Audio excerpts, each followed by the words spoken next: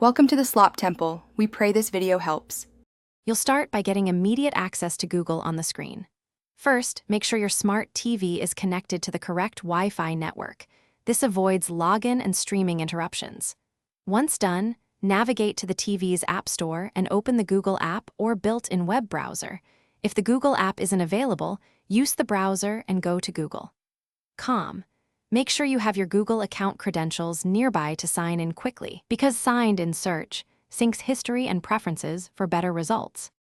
Now you'll perform the search and refine results. Using the TV remote, type your query carefully. Long queries are faster with voice search. Press the mic button and speak naturally. Once results appear, use the arrow keys to move through links and tabs like videos or images. You can press enter to open and back to return. To refine, say or type operators like quotes for exact phrases or a minus sign to exclude words. If you need a longer input, consider casting a search from your phone to the TV for faster typing. Finish by opening the best result and, if needed, casting content for smoother control.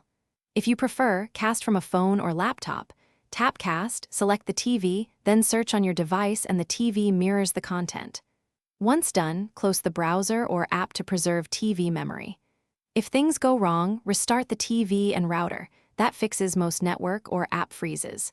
If login errors persist, confirm you signed into the correct Google account and re-enter the password carefully to restore synced search.